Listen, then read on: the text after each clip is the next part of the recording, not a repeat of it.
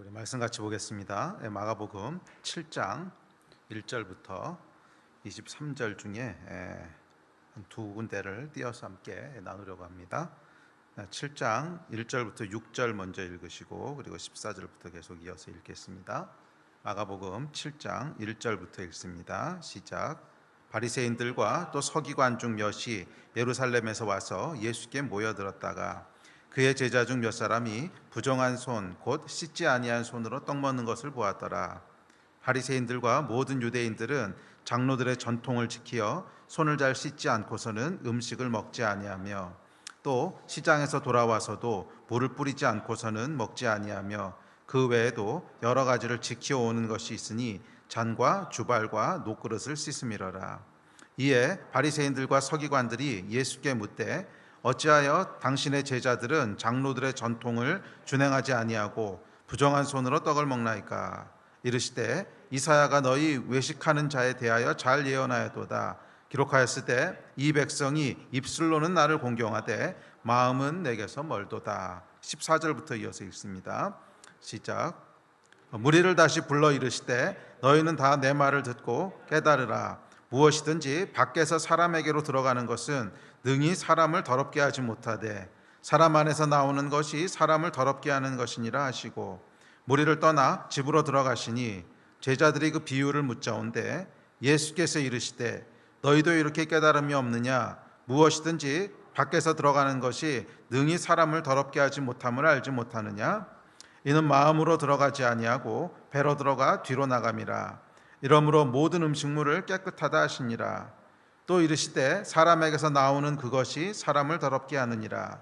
속에서 곧 사람의 마음에서 나오는 것은 악한 생각 곧 음란과 도둑질과 살인과 간음과 탐욕과 악독과 속임과 음탕과 질투와 비방과 교만과 우매함이니 이 모든 악한 것이 다 속에서 나와서 사람을 더럽게 하느니라. 아멘. 저희가 지난주까지 마가복음 6장을 살펴봤고요.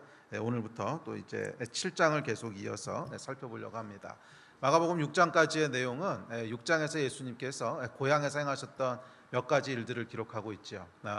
많은 병자들을 치유하시고 가르치시고 또 제자들을 파송하시고 긍휼히 여기시고 하셨던 그 또 기적을 행하시고 하신 이런 많은 일들을 기록하고 있습니다. 자, 그런데 7장에 이어지는 사역을 보면 사람들을 치유하시고 제자들을 가르치셨던 것이 예수님 사역의 전부는 아니었던 것을 알 수 있습니다. 예수님과 충돌했던 사람들도 있었습니다. 오늘 본문에 등장하는 바리새인과 서기관들이 그들이죠.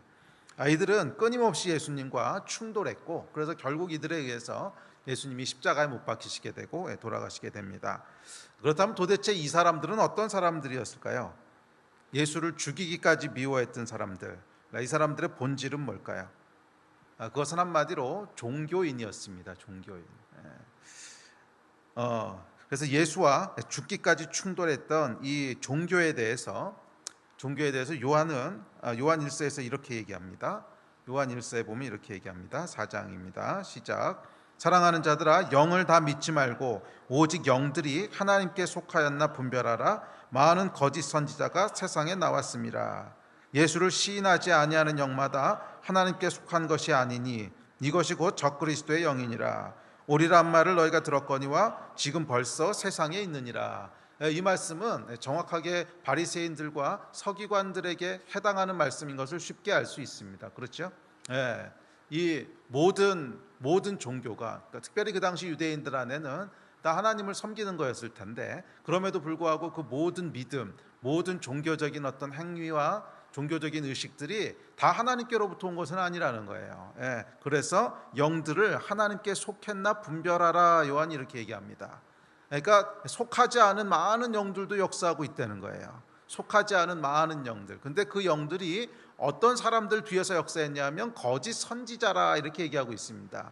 그러니까 종교적인 것들을 이야기하고 종교적인 열심을 가지고 뭔가 행하는 사람들이 있는데 그 뒤에서 역사하는 영이 다 하나님의 영이 아닐 수 있다는 거예요. 그래서 거짓 선지자들을 조심하라. 이렇게 거짓 선지자들이 세상에 나왔으니까 하나님께 속하였나 그 영들을 잘 분별하라. 이렇게 요한이 얘기합니다. 그러면서 뭐라 그러냐면 예수를 시인하지 아니하는 영마다 다 그런 영들이라는 거야.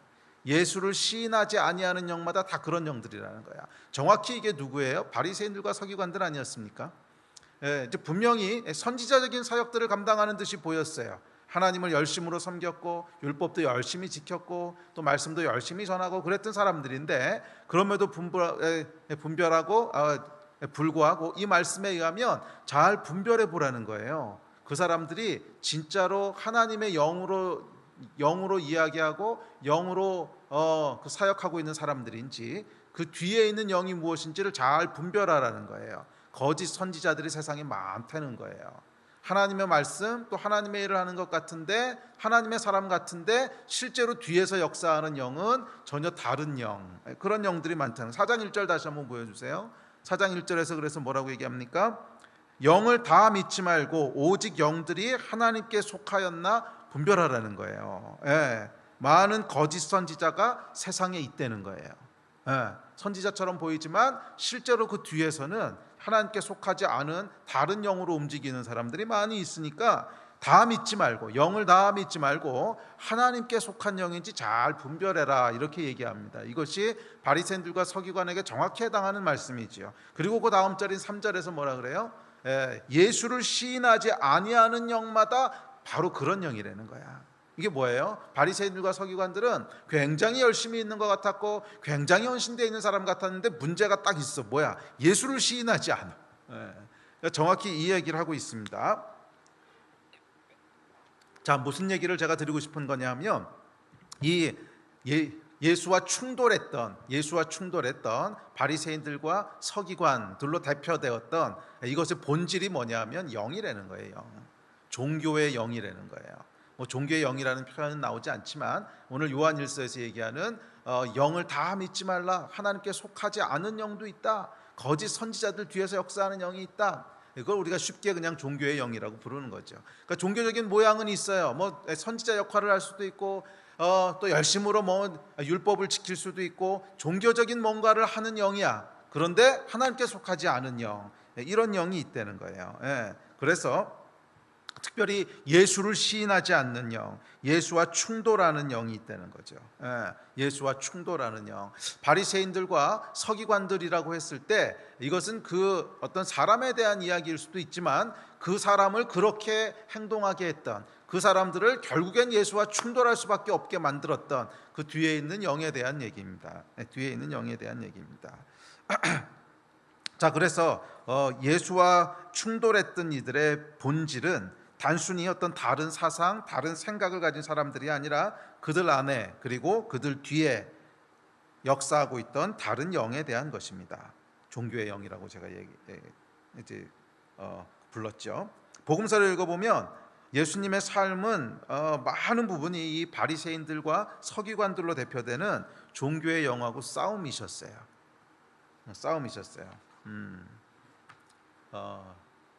우리 예수님께서는 이 종교의 영과 치열하게 충돌하셨습니다. 얼마나 치열하게 충돌하셨냐면 결국 죽기까지 충돌하셨어요.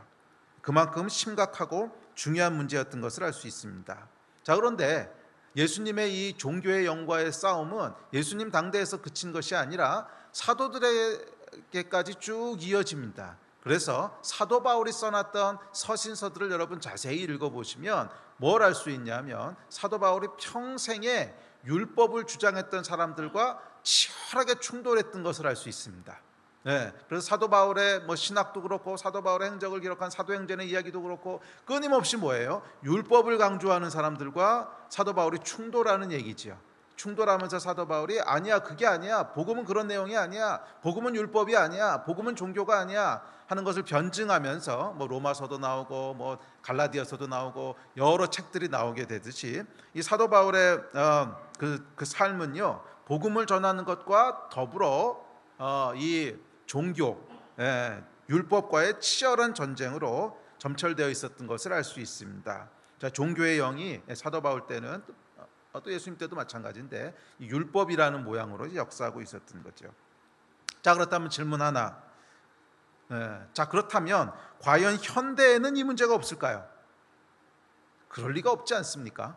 상식적으로 생각해 보십시오. 예수님 사역의 큰 부분을 차지했던 이 싸움이 또 사도들의 시대에도 굉장히 많은 부분을 차지해서 성경이 쓰여지는 중요한 배경이 됐던 이 사건이 오늘날 현대에는 아무런 영향력이 없고 그런 일이 전혀 안 일어난다. 그럴 거면 성경에 뭐하라 이걸 기록했겠어요. 이제 그것도 아주 지엽적으로 기록한 것도 아니고 큰 부분을 차지한, 어떻게 보면 신약 성경 복음서와 서신서에 큰 배경이 되는 이렇게 중요한 사건이요, 현대에는 전혀 없다. 이럴 리가 없지 않습니까? 이럴 리가 없습니다. 이 성경에서 예수님과 또 사도들의 시대에 가장 치열한 싸움이었던 이 싸움이 2000년 전 이스라엘 또는 중동에만 있었던 로컬한 문제일 리가 없습니다. 그럴 리가 없지요.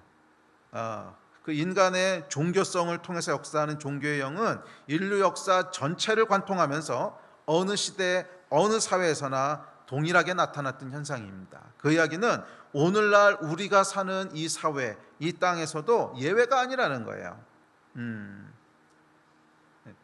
그렇기 때문에 복음의 본질 중 하나는 오늘날, 아니요, 조금 더 구체적으로는 내 안에서 또는 내 뒤에서 역사하는 이 종교의 영과의 전쟁이라고 얘기해도 과언이 아닐 것입니다.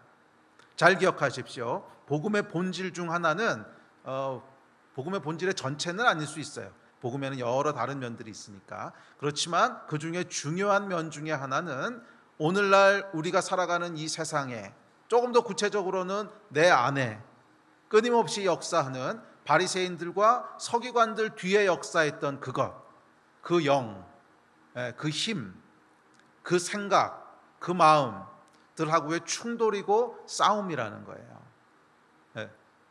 저는 여러분들이 이 싸움에서 다 승리하셔서 율법이 아니라 복음으로 살아가시는 여러분 되시기를, 율법이 아니라 은혜가 역사하는 삶이 되시기를 주의 이름으로 축복합니다. 그래서 여러분, 이 싸움을 보시면 예수님의 싸움도 그러셨고 바울의 싸움도 그랬고 결국 핵심은 뭐예요? 율법이 아니라 은혜라는 거야. 율법이 아니라 복음이라는 거야. 하나님의 사랑 안에 우리가 은혜로 자유케 된다는 거야. 종교는 여러분, 우리를 점점 더 얼감해요. 구속하고 얼감하고 두렵게 하고, 아니요, 그게 복음이 아니라는 거예요. 치열하게 예수님께서 싸우셔서 생명을 주기까지 싸우셔서, 바울이 그 고생을 하면서 평생을 돌아다녔던 이유는 저와 여러분 가운데 이 종교가 주는 구속과 종교가 주는 그 얽매이는, 아니요, 그게 아니라 하나님 안에 있는, 복음 안에 있는 참된 자유와 참된 은혜를 누리게 하고 싶으셨기 때문에 그런 거예요. 이 복음 안에 있는 자유와 은혜를 누리시는 여러분 되시기를 주의 이름으로 축복합니다. 자, 그래서 오늘은 이 7장에서 예수님과 바리새인들 또 서기관들이 부딪혔던 이 충돌의 사건을 통해서 내 안에 존재하는 바리새인과 서기관은 도대체 어떤 것들인지, 어떤 특징을 갖고 있는지, 그래서 그것과 싸운다고 하는 것은 무엇인지, 이런 것들을 함께 살펴보면서 저와 여러분 안에 이 복음의 본질적인 싸움이 정확히 무엇인지가 규명되고, 그래서 그 싸움에서 다 싸워 이기시는 여러분 되시기를 주의 이름으로 축복합니다. 자, 이 첫 번째 특징부터 살펴봅시다. 바리새인들과 서기관들의 첫 번째 특징이 있는데요, 그것은 1절 2절입니다. 1절 2절 우리 같이 한번 읽어봅시다. 시작. 바리새인들과 또 서기관 중 몇이 예루살렘에서 와서 예수께 모여들었다가 그의 제자 중 몇 사람이 부정한 손, 곧 씻지 아니한 손으로 떡 먹는 것을 보았더라. 예수께서 수도 없이 많은 병자들을 고치십니다. 그랬더니 예루살렘에까지 그 소문이 나서, 6장에 예수님이 어디 계셨어요? 고향에 계셨지요. 갈릴리 지역에 계셨습니다. 근데 멀리 있는 예루살렘까지 이 소문이 나서 바리새인들과 서기관들이 관심을 가지고 예수님을 찾아왔다는 거예요. 자, 이들이 여러분 예수님에게 관심이 있었습니까? 없었습니까? 있었습니다.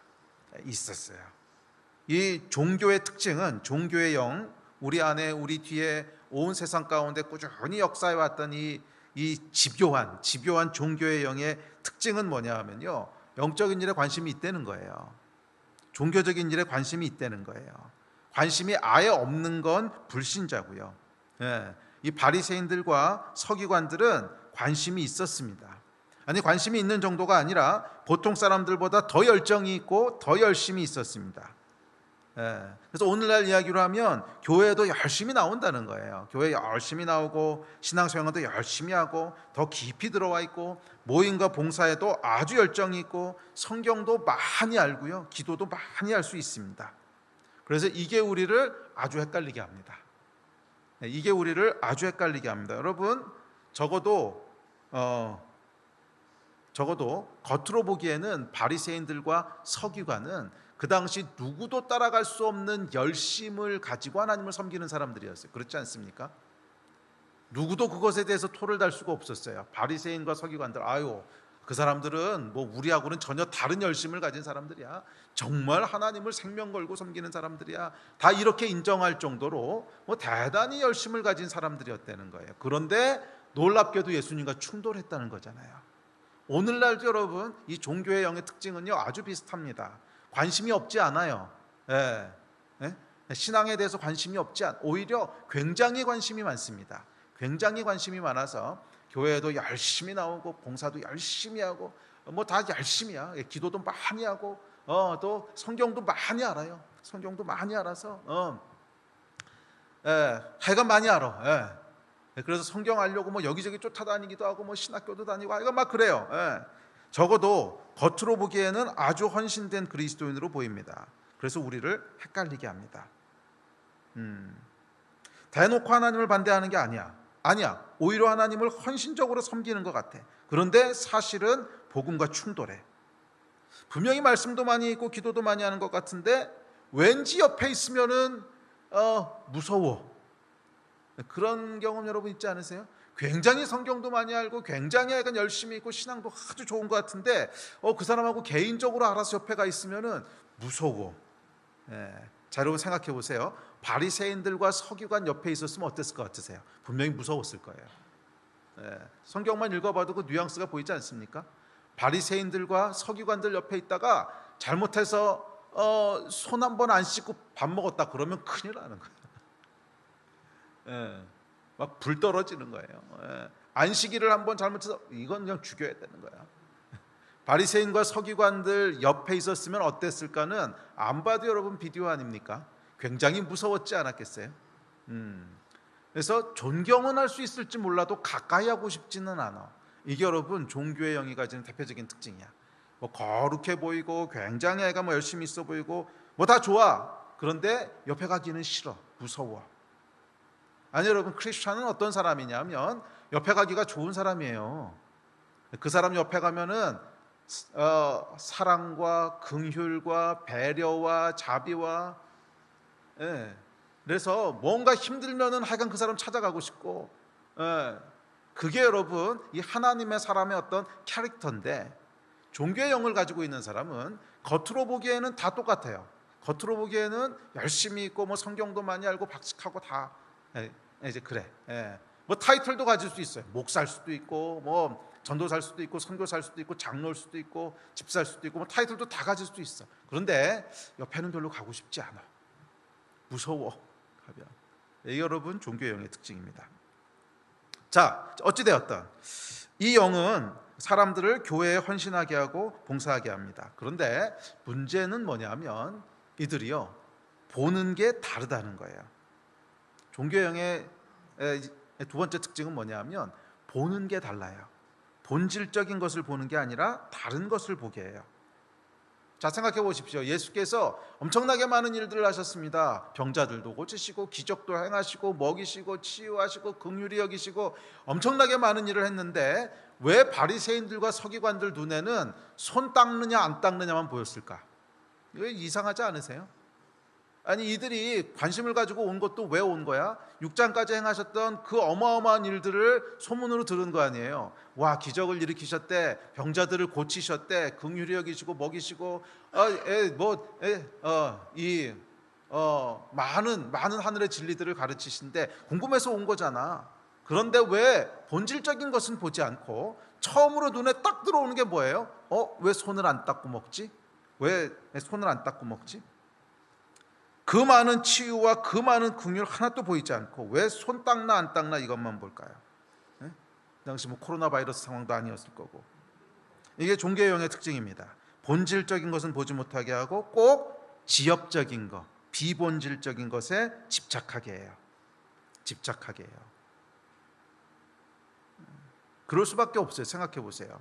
뭐 다른 영들, 뭐 음란의 영, 거짓의 영 이런 거는요, 아예 교회로부터 그냥 멀어지게 합니다. 아예 교회로부터 멀어지게 해서 본질적인 복음에 대한 내용을 볼 기회도 없어요. 그런데 종교의 영은 진리 근처에서 왔다 갔다 하거든. 예?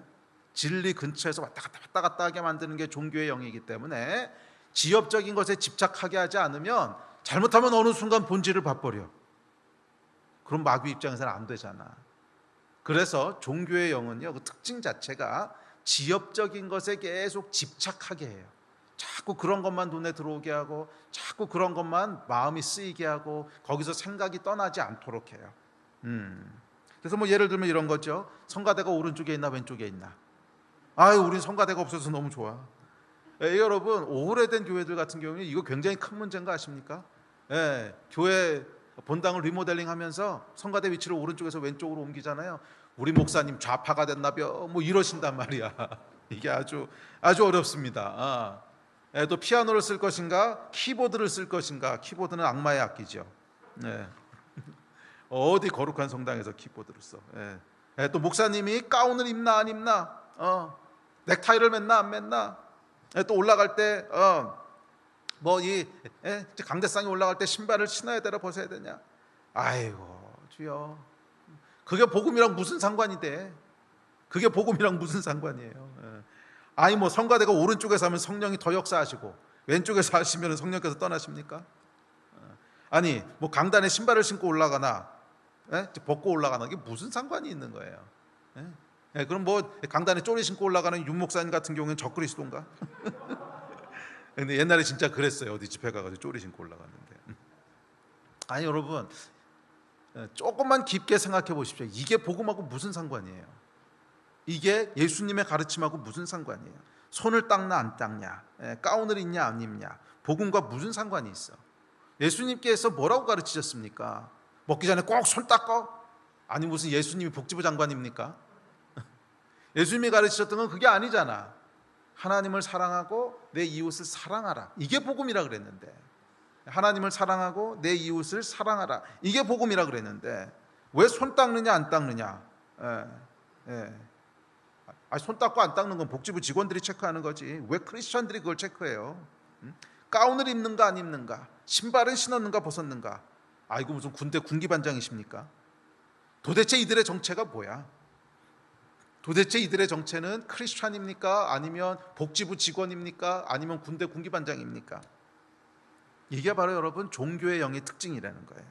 마땅히 집중해야 할 본질적인 것은 보지 못하게 하고 비본질적인 것에만 집착하게 합니다. 여러분의 눈에는 오늘 무엇이 보이십니까? 무엇이 보이십니까?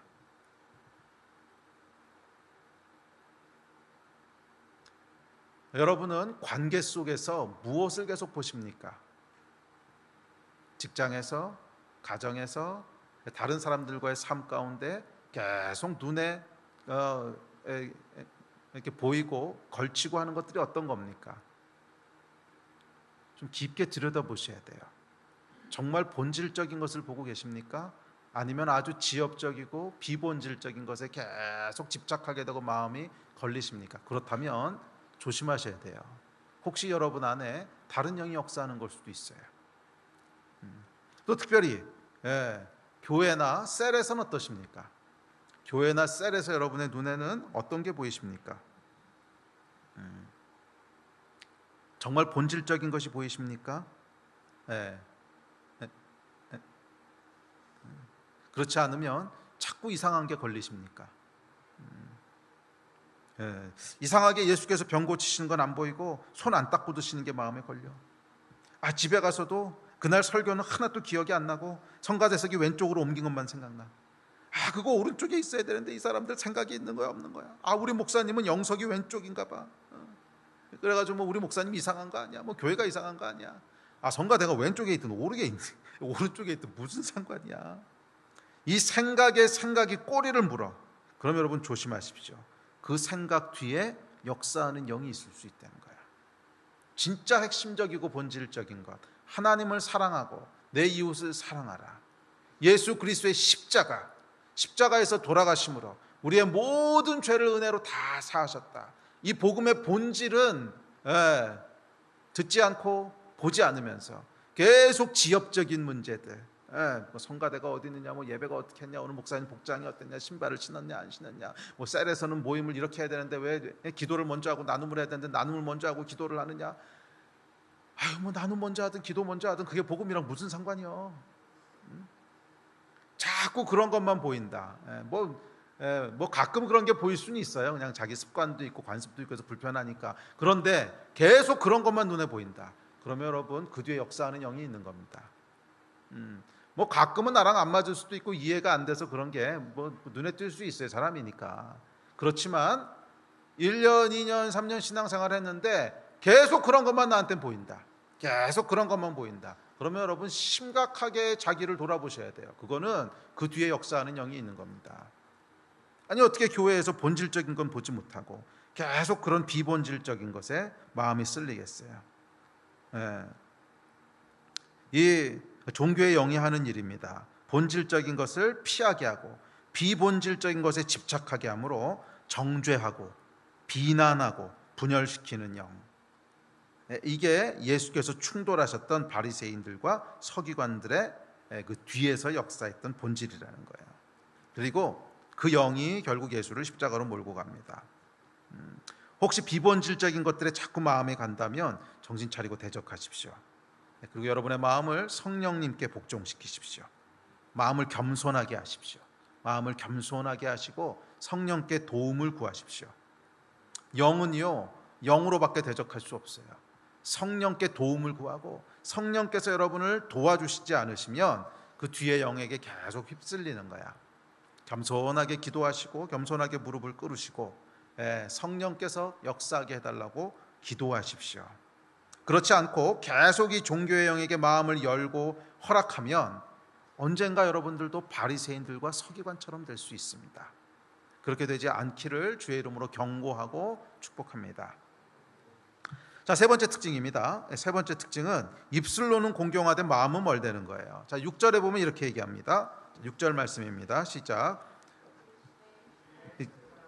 이르시되 이사야가 너희 외식하는 자에 대하여 잘 예언하였도다. 기록하였을 때 이 백성이 입술로는 나를 공경하되 마음은 내게서 멀도다. 자, 이들을 외식하는 자라고 얘기합니다. 이 외식한다고 하는 것은 겉과 속이 다르다는 거죠. 뭐 겉으로 행위는 하는데 마음은 그 행위하고 달라. 마음은 전혀 다른 마음을 가지고 그 행동을 하고 있어. 이것을 외식한다 이렇게 얘기하는 거죠. 자, 이것이 바리새인과 서기관인들의 특징이었고 또 종교의 영의 특징이기도 합니다. 이 종교의 영은요, 보여지는 겉으로 드러나는 그 행위에 집중하게 해요. 반면 성령께서는 우리 마음의 깊은 곳을 감찰하세요. 이게 달라요. 종교의 영은 우리 마음의 깊은 곳을 움직이는 것이 아니라 행위와 드러나는 모양에 집중하게 해요. 그래서 이게 율법으로 나타나는 거죠. 근데 성령께서는 행위와 드러나는 모습은 그냥 올바른 마음이 있으면 자연스럽게 따라오는 거야. 그래서 그 마음에 훨씬 더 집중하세요. 우리의 관심도 역시 마음에 집중되어야 옳습니다. 그렇지 않고 계속 드러나는 행위, 이거 할 건가 말 건가, 해야 돼 말아야 돼, 행위에 집중하게 되면 첫째는 자기 자신의 자유가 없어집니다. 계속 거기 얽매이게 돼요. 두 번째는 다른 사람에게도 그것을 강요하게 돼요. 다른 사람에게도 강요하게 돼서 뭐예요? 정죄하게 돼요. 분노를 일으키고 정죄를 일으킵니다. 그게 마귀가 하는 일이에요. 그래서 여러분, 겉으로 드러나는 행위가 아니라 내 안의 마음의 중심에는 무엇이 있는가. 또 딴 사람이 어떤 일을 했어요. 그러면 그 일에 대한 것을 가지고 평가하는 것이 아니라 그 사람의 마음의 중심은 뭐였나, 이걸 보셔야 되는 거예요. 그 사람의 마음의 중심. 어떤 것들은 여러분 정말 좋은 마음, 선한 마음으로 했지만 뭐 실수가 나올 수도 있고요. 또 의도하지 않았던 결과도 나올 수 있고, 또 나하고 뭔가 일 처리하는 방식이 달라서 갈등을 일으킬 수도 있어요. 그렇지만 성령의 사람은 어떻게 하냐면 그 드러나는 결과를 보는 것이 아니라 그 사람 마음 가운데 무엇이 있었나를 봐요. 그래서 그 마음이 정말 하나님에 대해서 배역하고 미워하고 분노하는 마음이었으면 그러면 이제 거기에 대한 어떤 대처를 해야겠지만, 그렇지 않고 그 마음이 정말 좋은 마음에서 나온 건데 뭐 행위가 잘못됐어, 그러면 감사하는 거지. 자, 근데 어찌되었든지 간에 하나님께서 마음을 보시는 분이십니다. 성경에 보면 이렇게 얘기합니다. 사무엘상입니다. 시작. 여호와께서 사무엘에게 이르시되 그의 용모와 키를 보지 말라. 내가 이미 그를 버렸노라. 내가 보는 것은 사람과 같지 아니하니 사람은 외모를 보거니와 나 여호와는 중심을 보느니라 하시더라. 또 다음 구절 시작. 사람을 기쁘게 하려 함이 아니요 오직 우리 마음을 감찰하시는 하나님을 기쁘시게 하려 함이라. 사람은 겉으로 드러나는 행동이나 외모를 보지만 하나님은 그것에 관심이 없으시다는 거예요. 종교는 겉으로 드러나는 행동을 컨트롤하려 하고, 그래서 그렇게 안 되면 정죄하지만 복음은 마음의 변화를 격려합니다. 잘 기억하세요. 종교의 영은요, 행동을 컨트롤하려고 그래. 그리고 그게 안 되면 정죄해. 그래서 종교의 핵심은 컨트롤하려고 하는 것이고 정죄하는 거야. 컨트롤하려고 하고 정죄하는 거야. 복음은요, 그 마음의 변화를 일으키려고 하고 격려하는 거예요. 격려하는 거예요. 그게 복음입니다. 자, 그런데 이 종교가요, 행동을 컨트롤하는데 어떻게 컨트롤합니까? 두려움으로 컨트롤해요. 그래서 이 종교의 영은 도대체 어떤 마음에서부터 나오는가 깊이 들어가 보면요, 뿌리에는 딱 하나밖에 없어요. 두려움. 두려움에서부터 종교의 영이 쫙 나오는 거예요. 그래서 여러분, 그 종교의 영의 대표적인 현상이 뭐냐면 이슬람이거든. 이슬람은 종교의 영이 만들어 놓은 가장 어떤 견고한 진인데, 이슬람의 뿌리가 뭐예요? 두려움이잖아요. 하나님에 대한 두려움, 실패할 것에 대한 두려움, 지옥 갈 것에 대한 두려움, 철저하게 두려움으로 만들어진 거거든. 이게 종교의 영이 핵심이에요. 두려움이라고 하는 마음에서부터 나오는 거야. 자, 반면 이 복음은 어떻습니까? 복음이 역사할 때 보면 감사하는 마음, 기쁨의 마음, 긍휼히 여기는 마음, 따뜻함, 은혜, 사랑, 감동, 용서, 자원, 이 마음이요 풍성해요. 어떤 한 가지 마음에서부터 나오는 것이 아니라 하나님이 인간 안에 창조해 넣으신 그 다양한 마음들이요 막 함께 작동을 하면서 복음이 이제 움직이기 시작해요.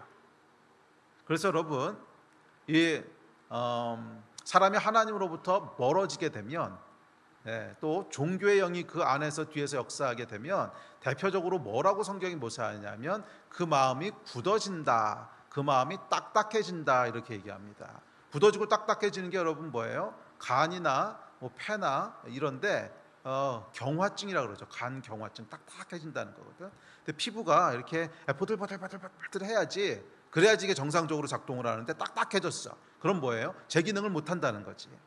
근데 마음도 그렇다는 거예요. 마음도 이게 종교의 영이 역사하는 사람의 마음은 딱딱해요. 딱딱하다고 하는 것은 마음이 할 수 있는 제 기능들을 거의 못 한다는 거야. 그리고 마음이 우리 삶을 파괴하고 독을 만들어내는 것만 계속 하는데 그게 뭐냐면 두려움이에요. 끊임없이 우리 마음이 두려움만을 일으키게 해서 여러 가지 현상들을 나타냅니다. 뭐 율법주의에 빠지게도 하고, 사람을 정죄하게도 하고, 사람을 컨트롤하려고 하고. 그 율법주의가 뭐예요? 두려움이 있는 거거든. 하나님께 못 받아들여지면 어떡하지? 아니, 하나님이 나를 안 받아주시면 어떡하지? 그래서 그 두려움 때문에 열심히 율법을 지키는 거잖아. 또 사람을 컨트롤하려고 하는 건 뭐예요? 저 사람이 내가 원하는 방식대로 움직이지 않으면 어떡하지? 그러니까 내가 원하는 방식대로 움직이지 않아서 내가 기대했던 거랑 다른 결과가 나오면 어떻게 하지? 그 두려움 때문에 사람을 컨트롤하려고 그러는 거야. 여러분, 하나님 안에 있는 사람은요, 사람을 컨트롤할 필요가 없어요. 그 사람 컨트롤 안 해도 하나님께서 모든 것을 주관하고 계시기 때문에 내가 원하는 대로 안 돼도 상관없어. 어쨌거나 하나님이 베스트 주실 거라고 하는 걸 믿거든. 그래서 진짜 복음 안에 있는 사람은요, 딴 사람을 컨트롤할 필요가 없어요. 예, 권면할 수는 있어요. 왜? 사랑 때문에. 이 사람이 정말 잘 돼야 되는데 하는 그 사랑의 동기 때문에 권면은 할 수 있어도 정죄를 하거나 컨트롤할 이유는 없어요. 왜? 복음 안에 있거든. 그런데 율법 안에 있는 사람, 두려움으로 움직이는 사람은요, 끊임없이 컨트롤해야 돼. 끊임없이 사람을 조종해야 돼. 여러분, 종교에서 나타나는 대표적인 현상 아닙니까? 이단들이 하는 대표적인 게 뭐예요? 사람을 세뇌시켜서 딱 붙잡고 컨트롤하고 세뇌하는 거잖아. 최근에 이렇게 있었던 뭐 신천지라든지 만민중앙교회라든지 이단들 보십시오. 뭔가를 이용해서 해간 사람들을 딱 올감해요. 너 여기서 내가 말하는 대로 안 하면 너 죽어. 너 여기서 내가 말하는 대로 안 하면 영원히 저주받아. 딱 사람들을 올가매고요, 컨트롤합니다. 이게 종교의 영의 대표적인 특징이에요. 두려움. 그 안에 두려움 때문에 컨트롤하려고 하고 정죄하고 그렇게 안 하면 막 저주하고 이러는 거죠. 복음은 여러분 전혀 그렇지 않습니다. 복음은 전혀 그렇지 않아요. 이제 복음은 여러분 모든 저주를 예수께서 다 감당하셨기 때문에 뭐 상대방이 뭔가에 간 하나님으로부터 멀어지고 잘못 가고 있고 그러면 권면할 수 있고 야단칠 수도 있고 있어요. 그렇지만 그건 정죄하고 달라. 동기가 뭐예요? 그 사람이 불쌍해서 그런 거야. 좀 도와줘야 되는데, 이 사람이 이러다 지옥 가면 안 되는데, 그 사랑 때문에 그러는 거지 컨트롤하고 정죄하는 게 아니지요. 전혀 다른 성격의 거라는 거예요. 자, 그러니까 그런데 이제 그래서 이 종교가 역사할 때는 우리 마음이 딱딱하게 굳어져서요, 두려움에서 모든 걸 하게 합니다. 그런데 복음이 역사할 때 보면 우리의 이 마음이요, 아주 바들바들바들바들 아기 피부같이. 그래서 하나님이 우리 마음을 통해서 할 수 있도록 창조하신 그 모든 마음의 기능들이 다 움직여요. 감사하는 마음, 기뻐하는 마음, 감격하는 마음, 막 좋아하는 거, 뭐 하는 거, 자원하는 거, 그러니까 수많은 마음들이 함께 움직이게 돼요. 이게 여러분 복음의 위대함이에요. 이 수준 차이. 기억하십시오, 여러분. 하나님께서 관심이 있으신 것은 이 마음이지 손을 닦느냐 안 닦느냐가 아닙니다. 물론 좀 코로나 바이러스 땐 관심이 있으시겠지만 일반적으로는 아니에요. 자, 그러므로 무엇을 하느냐가 아니라 어떤 마음으로 그 일을 하느냐는 것이 진짜 이슈입니다. 우리 하나님께서는 이 마음을 보십니다. 바울의 때에 우상에게 드려진 고기를 먹어야 되느냐 또 먹으면 안 되느냐 하는 이슈가 있었습니다. 근데 어떤 사람은 먹고 어떤 사람은 안 먹고 그랬어요. 자, 여기에 대해서 사람들이 묻습니다. 어느 게 하나님의 뜻입니까? 먹는 게 옳습니까? 먹지 않는 게 옳습니까? 물어요. 그랬더니 로마서 14장에서 바울이 이렇게 대답을 합니다. 우리 같이 읽읍시다. 시작. 나를 중히 여기는 자도 주를 위하여 중히 여기고 먹는 자도 주를 위하여 먹으니 이는 하나님께 감사하며 먹지 않는 자도 주를 위하여 먹지 아니하며 하나님께 감사하느니라. 자, 뭐예요? 먹든지 안 먹든지 알아서 하라는 거잖아.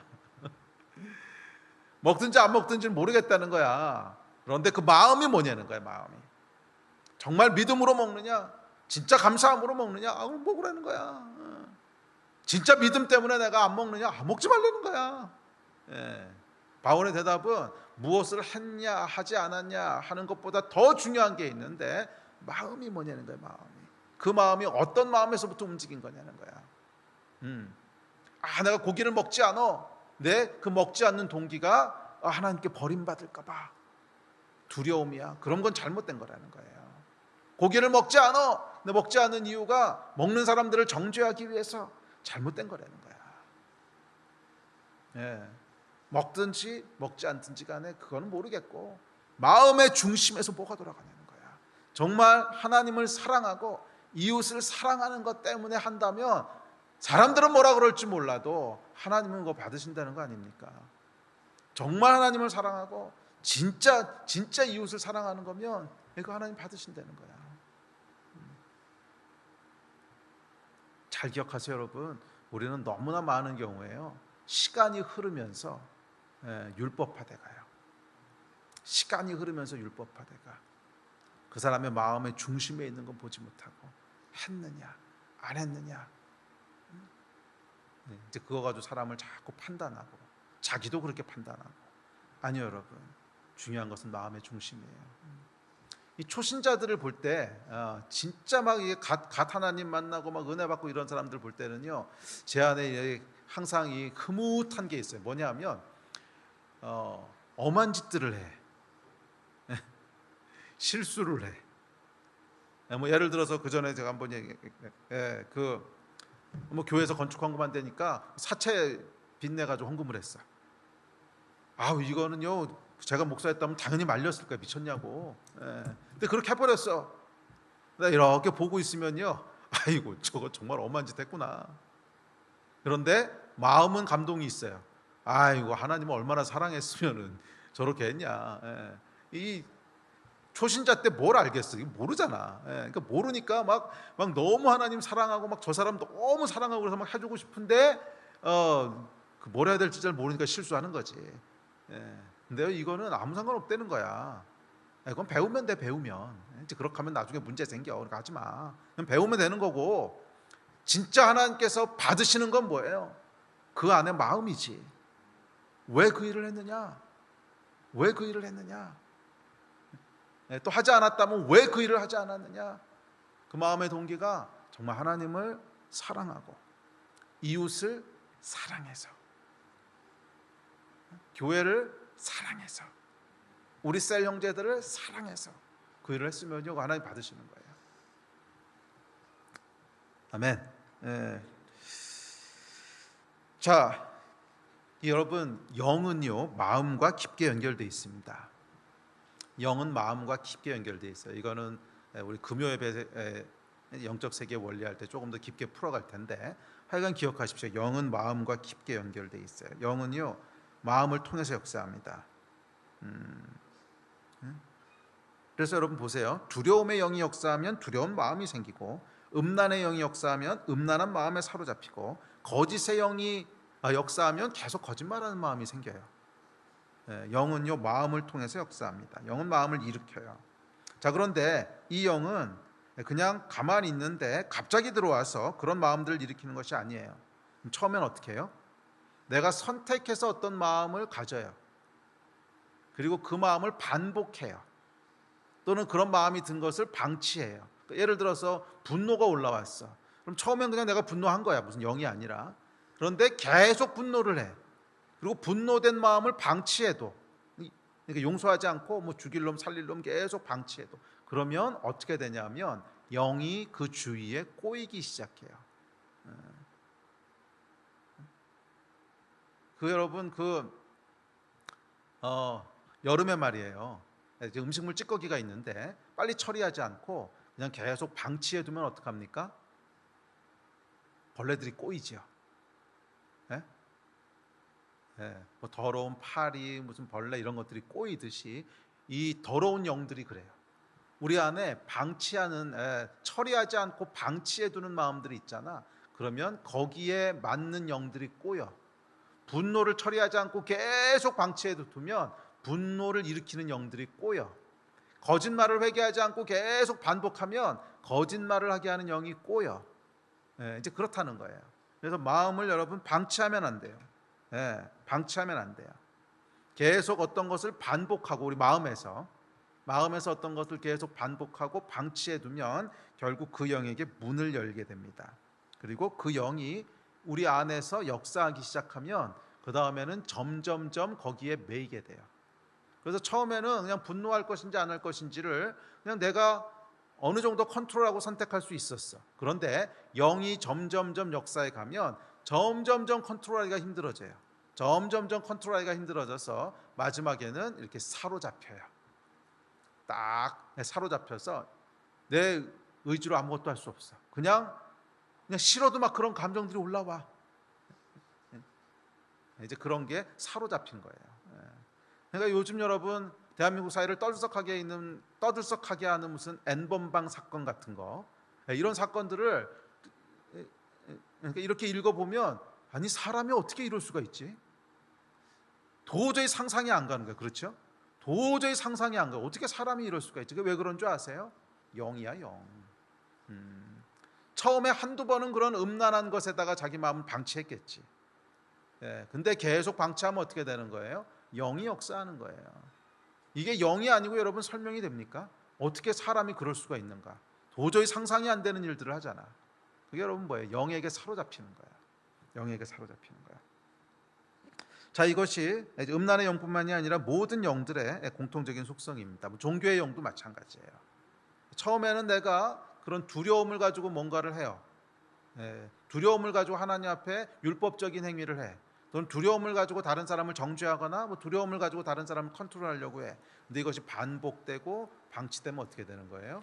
종교의 영이 점점 그 사람 뒤에서 역사하기 시작하는 거예요.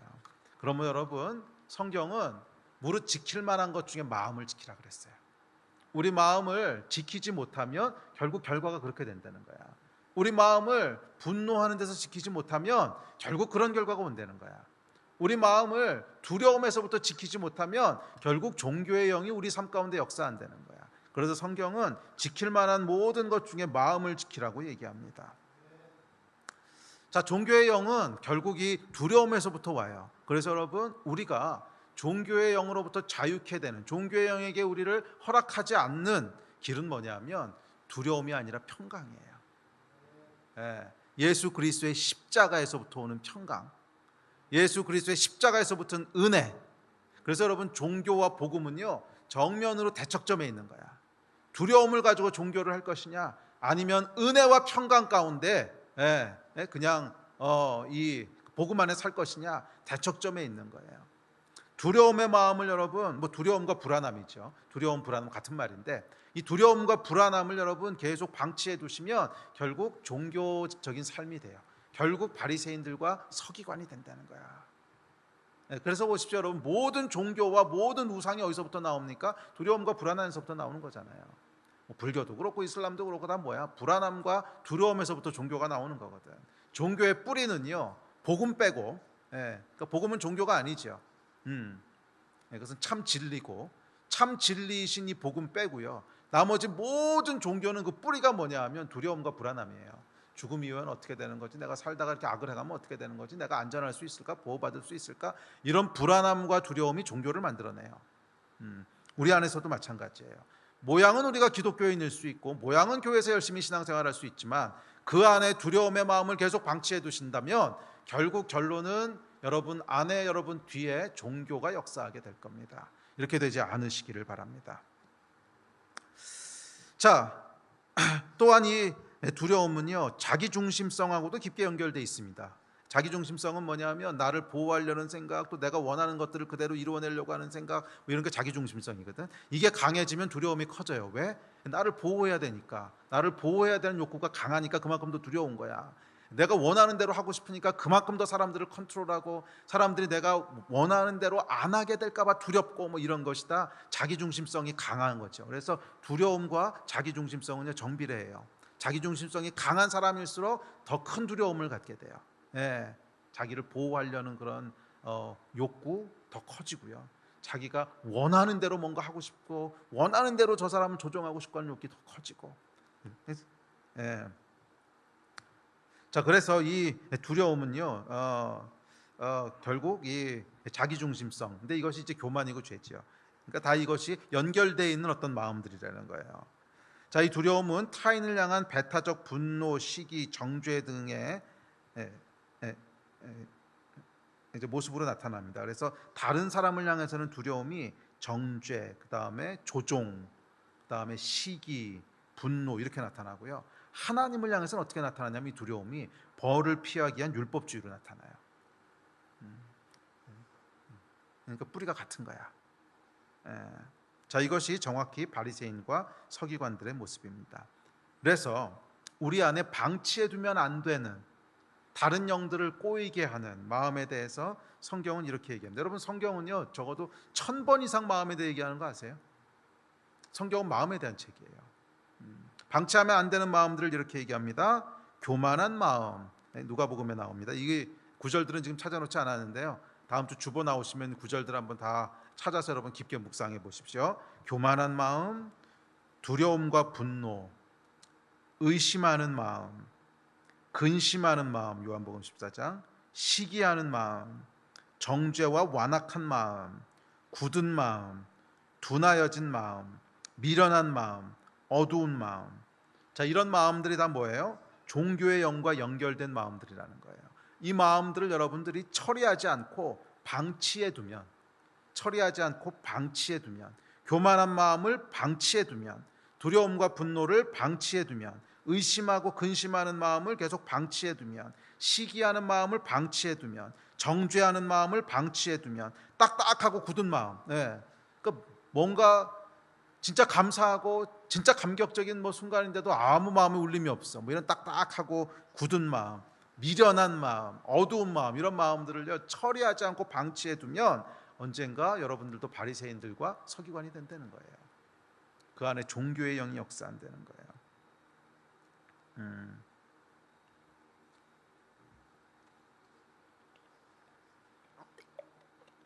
종교의 영이 강한 사람 옆에 가면 정죄받는 마음이 듭니다. 그런데 이것은 영적인 도전과는 다른 종류의 죄책감입니다. 영적인 도전은요, 그 동기가 사랑과 긍휼이야. 그래서 그 결과가 이제 그 사람을 하나님 앞에 나가도록 해. 근데 여러분, 정죄는 뭐냐면 그 동기가요, 두려움과 분노야. 그리고 결과는 뭐냐면 죄책감 때문에 하나님으로부터 숨도록 만들어. 그게 정죄예요. 또한 종교의 영이 강한 사람은요, 자기만이 옳다라고 하는 자기의의가 아주 충만합니다. 자기의의가 아주 충만해요. 여러분, 진짜 복음에 충만한 사람은요, 나는 죄인 중에 괴수로다. 자기의의가 아니라 더 겸손해집니다. 더 자기 모습 때문에 난 정말 자격이 없는 사람이지. 오직 은혜다, 은혜. 그래서 은혜에 반응해요, 은혜. 그런데 종교가 강한 사람은요, 자기의의가 굉장히 강해요. 자기의의가 굉장히 강해요. 이 자기의의는 이 복음 안에 있는 사람이 가지는 확신과는 다른 거예요. 확신은 은혜에 기초하고 있기에 그 모든 결정을요, 하나님께 의탁해요. 그런데 자기의의가 강한 사람은 자기의 기준으로 사람들을 판단하고 정죄해요. 그래서 이 종교는 여러분, 자기의의가 있기 때문에 계속 옳고 그름을 가릅니다. 계속 옳은 거야, 그른 거야, 옳은 거야, 그른 거야. 복음은 여러분, 자기의의가 아니라 내가 죄인인 걸 알기 때문에 긍휼히 여겨요.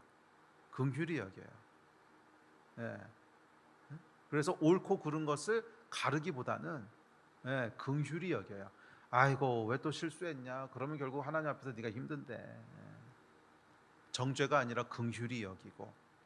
그런데 종교는요, 자기의가 있기 때문에 계속 갈라요. 그건 옳은 거야, 그건 맞는 거야, 그건 하면 돼, 그건 하면 안 돼. 계속 갈라요. 계속 갈라.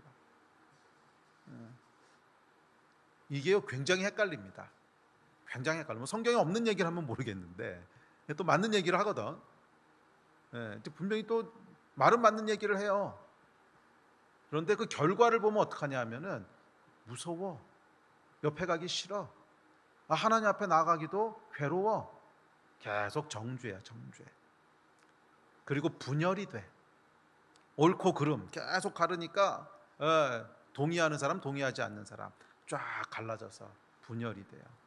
아니 여러분, 거룩함을 지키지 말자는 얘기는 아닙니다. 거룩함을 지켜야죠. 그런데 그 동기가 뭐냐는 거예요. 그 동기가 뭐냐는 거야.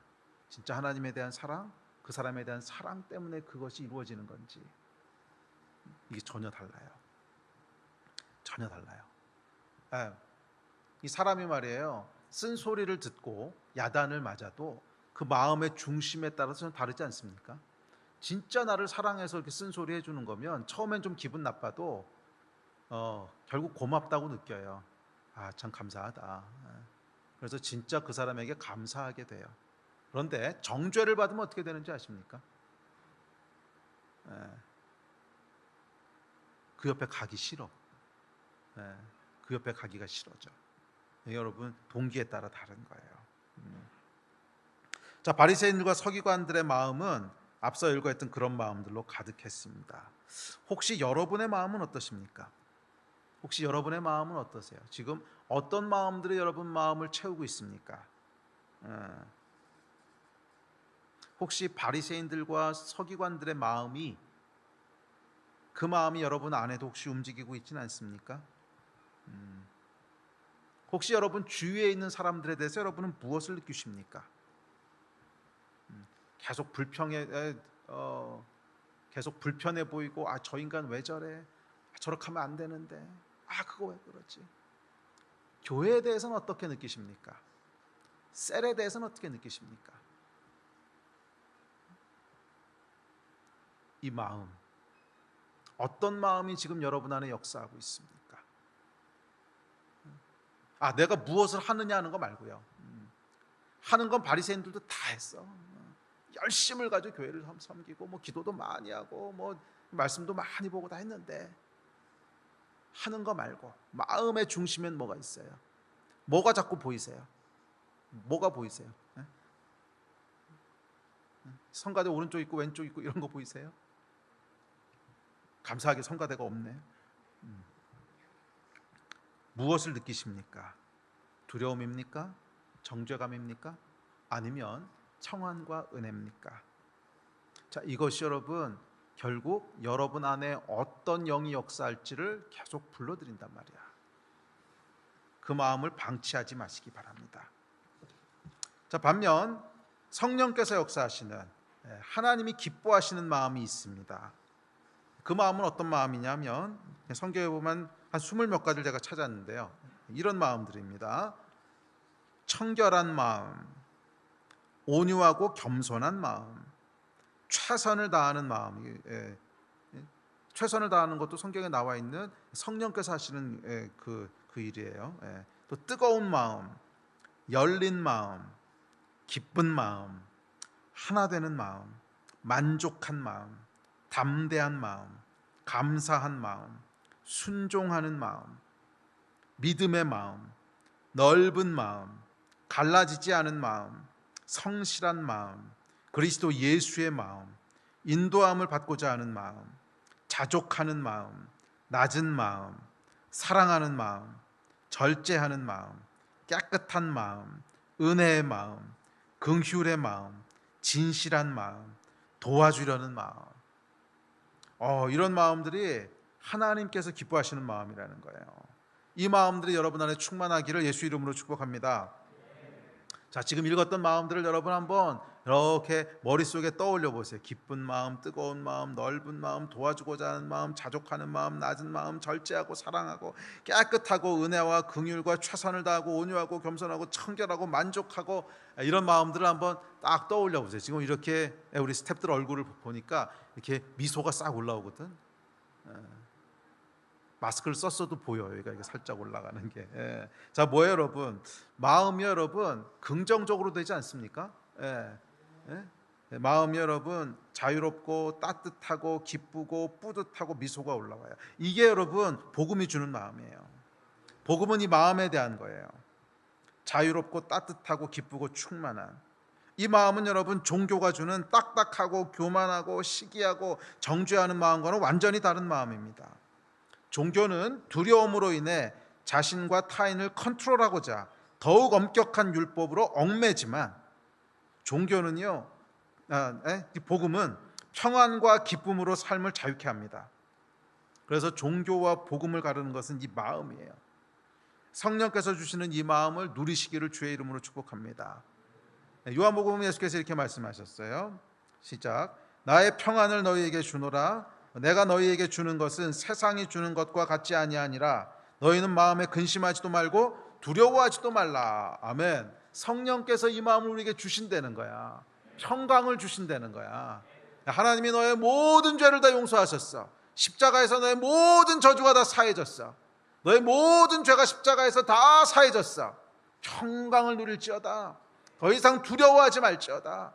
더 이상 불안해하지 말지어다. 이야기 지금 하시는 거잖아요. 근심하지도 말고 두려워하지도 말라. 내가 너에게 주는 이 평강을 누려라. 십자가에서 내가 너희에게 허락하는 이 모든 평안을 누려라. 이게 여러분 복음이라는 거예요. 이걸 누리기 시작할 때 우리 안에 누군가를 컨트롤하고자 하는 욕망들 없어요. 이미 내가 충분히 만족스러운데 뭐를 컨트롤할 필요가 뭐 있어. 만족하는 마음. 또 저거 잘못했어. 저거 잘했어. 이것도 잘 안 보여. 왜? 낮은 마음, 겸손한 마음. 아이고 내가 죄인인데 뭐 누구 보고 이거 잘했어 잘못했어 이거 할 잘 안 보여.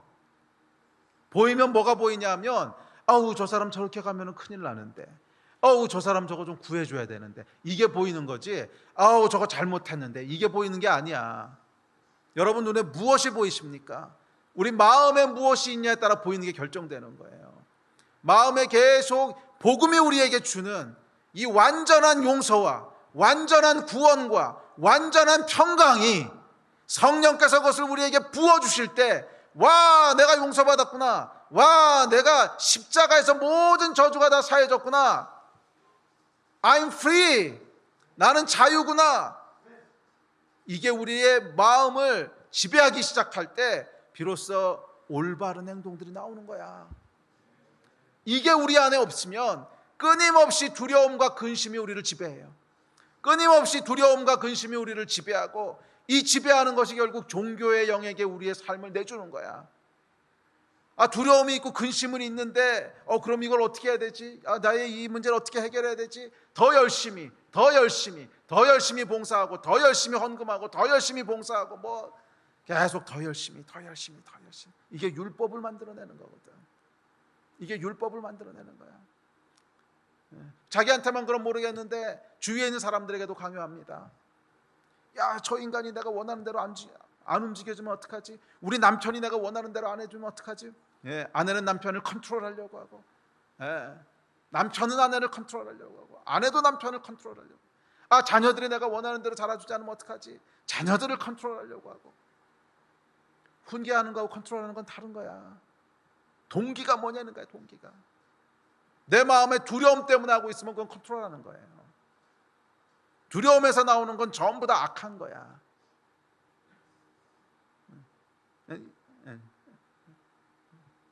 우리 부모님들 잘 기억하십시오. 자녀들을 훈계하면서 말이에요. 다 너 좋으라고 하는 거야. 근데 목소리는 왜 이렇게 커?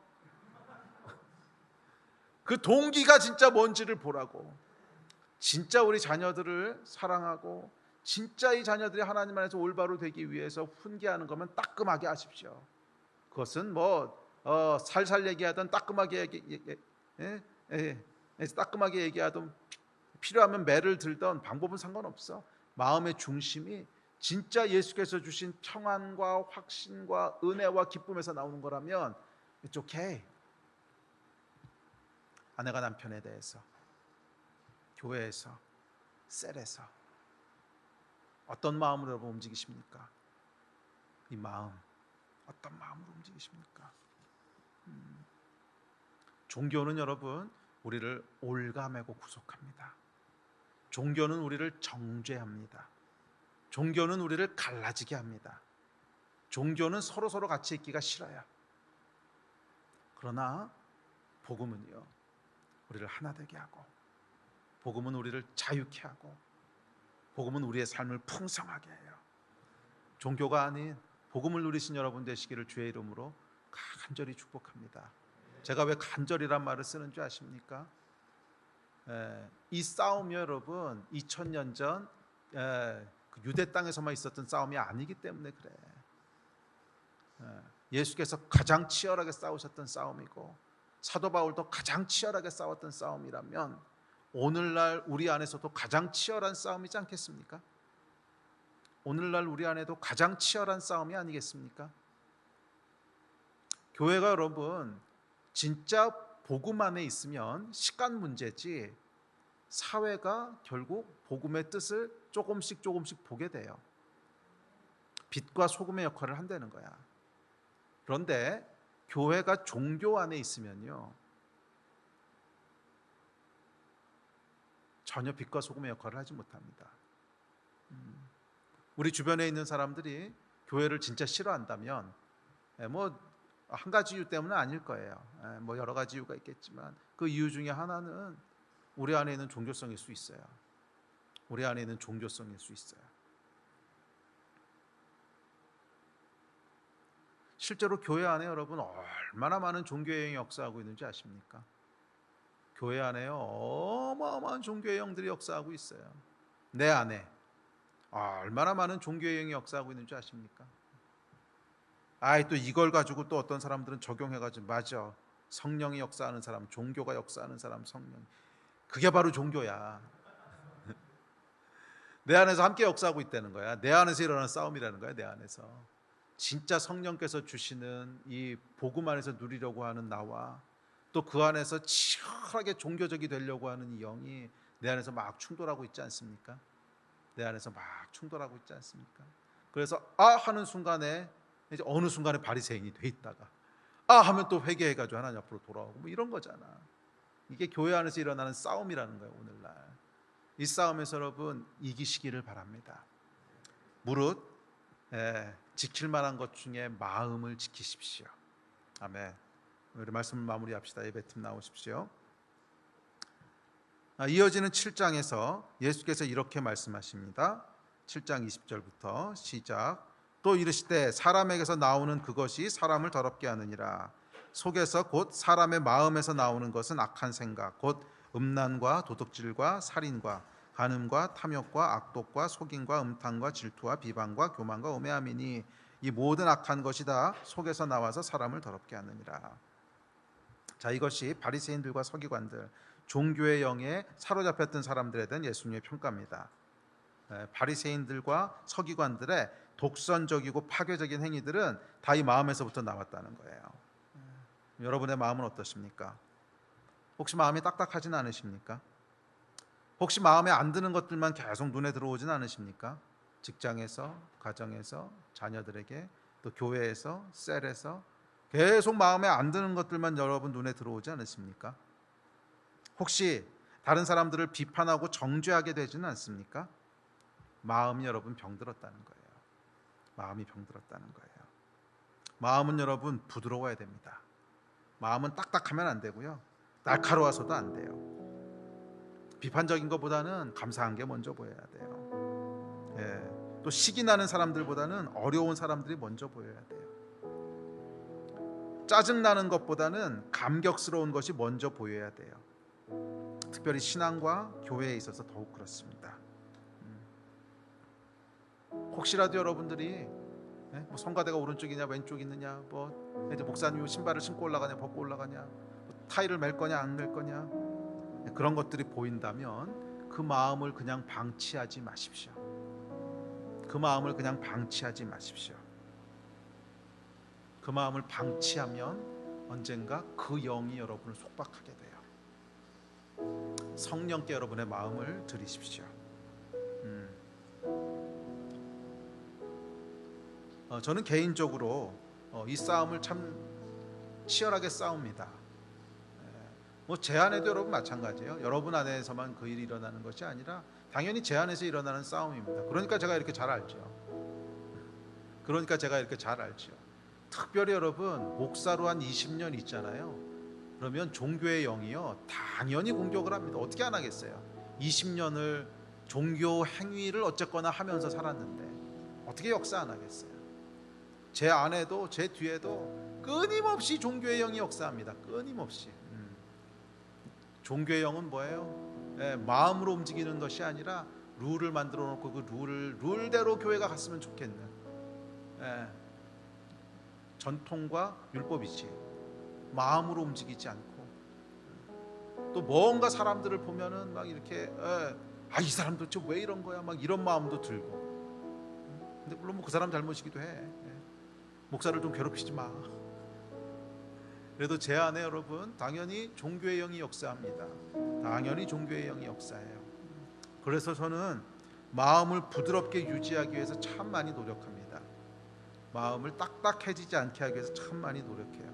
그래서 마음이 거칠어졌다고 느껴지거나 마음이 거칠어지는 때가 있어요. 뭔가 상황을 대하고 사람을 대하는데 부드럽게 나가는 것이 아니고 거칠게 나가는 것을 가면서 내가 왜 이렇게 하지? 그럴 때, 또는 불의한 것에 대한 분노가 올라올 때, 이거 어떻게 보면 정의감이라고 착각할 수도 있는데 많은 경우 보면 아니더라고. 불의한 것에 대해서 막 분노가 올라올 때 보면요, 제가 영적으로 뭔가가 지금 뚫려 있는 거야. 아니 목사님, 그러면 크리스천은 불의한 것에 대해서 분노하면 안 됩니까? 분노하는데 좀 마음을 좀 들여다보시라고. 그 동기가 뭔지, 진짜로 그 불의함에 대해서 긍휼히 여기고 안타깝고 사랑에서 나오는 분노와 불의한 것 때문에 그냥 직접적으로 나오는 분노는 달라요. 내가 알아, 그 마음을. 거친 마음에서 나오는 분노들이 있거든. 그 불의한 것을 볼 때 아이씨 저거 왜 저러는 거야 도대체, 정말 아유 씨, 막 이 분노와 저 왜 저럴까, 저렇게 가면 안 되는데, 큰일 나는데, 이 분노는 다른 거잖아. 우리의 마음이 거칠어지면서 나오는. 근데 많은 경우에 보니까, 제가 이 수양이 덜 돼서 그런지 분노가 올라올 때 보면요, 결국 마음 상태가 좋은 건 아니야. 분노가 올라올 때 보면 그것이 뭐 아무리 올바른 분노든 뭐 불의에 대한 분노든 그게 이렇게 쉬운 게 아니야. 보통 분노가 올라올 때 보면 이 마음 상태가 좋은 게 아니야. 자, 그래서 마음이 거칠어졌거나 불의한 것에 대한 분노가 올라오거나, 또는 어떨 때 보면 그 설교 때요, 막 메시지가 세질 때가 있어. 회개하라 이 독사 이 자식들아, 막 이러고. 그럼 뭐 성도들은 은혜 받을 수 있어요. 뭐 여러분들이 무슨 죄가 있겠어요. 그래서 막 퍼부어 놓고서 다 끝내고 내려오면요, 아이씨 이거 아닌데, 이런 생각이 들 때가 있거든. 아이씨 이게 아닌데.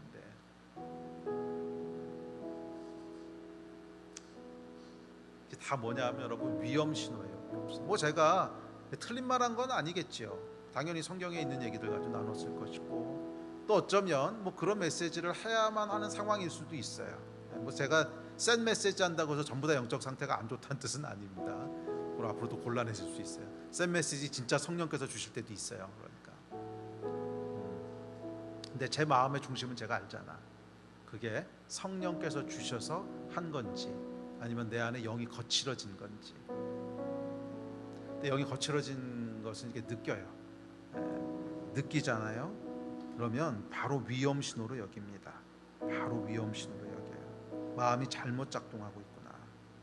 그래서 이런 마음을 계속 방치하면은 결국 영적인 어떤 영향력을 받게 됩니다. 영적인 영향력을 받게 돼요. 그래서 이 위험 사인이 오면 바로 기도의 자리로 나갑니다. 바로 기도의 자리로 나가요.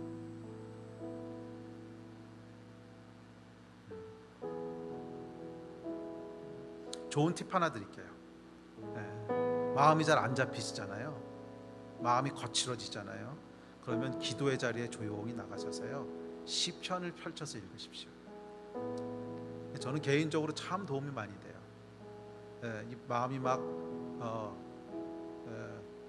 이 거칠어지고 마음이 딱딱해지고 막 그럴 때는요, 조용히 나가서 기도하고, 기도 가운데 시편을 이렇게 펼쳐서 읽으면요, 참 신기하게도 마음이 조금씩 부드러워져요.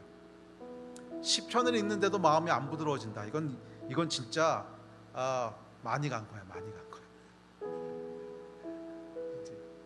이제 그런 경우는 진짜 특단의 조치가 필요하고, 대부분의 경우는요, 시편을 가지고 계속 이렇게 기도하고 말씀을 묵상하잖아요. 그럼 마음이 부드러워져요. 딱딱했던 마음이 부드러워지고, 비판적인 마음이 긍휼로 바뀌고, 감격과 은혜가 마음을 촉촉히 적십니다. 마음이 바뀌어요. 이유가 있어요. 성경에서 이렇게 약속했기 때문에 그래. 시편 말씀에 뭐라 그랬습니까? 시편 1편 시편의 첫 번째 말씀이거든. 이게 시편의 목적이라는 거잖아. 자, 시편 1편에 뭐라 그랬어요? 시작. 복 있는 사람은 악인들의 꾀를 따르지 아니하며 죄인들의 길에 서지 아니하며 오만한 자들의 자리에 앉지 아니하고 오직 여호와의 율법을 즐거워하며 그의 율법을 주야로 묵상하는도다. 뭐예요? 주의 율법을 주야로 묵상하는 자는 오만한 자리에 앉지 않는다는 거야. 주의 율법을 주야로 묵상하는 자는 죄인의 길에 서지 않는다는 거야. 주의 율법을 주야로 묵상하는 자는 악인의 꾀를 따르지 않는다는 거야. 이 주의 말씀을 주야로 묵상하는 것이 우리 마음을 지킨다는 거예요. 오만하지 않도록, 죄에 넘어지지 않도록, 두려움에 사로잡히지 않도록 지켜준다는 거야. 해보십시오. 해보세요. 마음이 변합니다. 혹시 이 가운데 그 마음이 굳어있거나 딱딱하거나 자꾸 다른 비본질적인 것이 보인다고 느끼시는 분이 있다면, 오늘 이번 주에 조용히 하나님 앞에 나아가십시오. 그 마음을 하나님 앞에 쏟아 놓으시고 시편 말씀을 가지고 기도하고 묵상해 보십시오. 마음의 변화가 일어나기 시작할 겁니다. 그래서 종교가 주는 마음이 아니라 성령께서 주시는, 종교가 주는 구속이 아니라 성령께서 주시는 자유함 가운데 그런 삶을 누리시는 그런 여러분, 그런 한 주간이 되시기를 주의 이름으로 축복합니다. 아멘. 우리 같이 기도하십시다. 우리 자리에서 좀 일어나 주시고요. 또 우리 집에서 기도하시는 분들은 무릎을 꿇으시거나 아니면 자리에서 조용히 일어나셔서 우리 같이 예배하고 좀 기도합시다. 우리 성령님 앞에 나아가서 좀 구합시다. 성령 하나님, 우리 마음을 주님 앞에 올려드립니다. 우리 마음을 지켜주시고 우리 마음을 부드럽게 해주시고 딱딱한 마음, 두려운 마음이 아니라 평강과 또 성령께서 주시는 은혜 가운데 머무는 그런 마음이 되게 하여 주십시오. 이 마음 가지고 우리 함께 좀 기도하시면서 또 예배했으면 좋겠습니다. 기도하시겠습니다.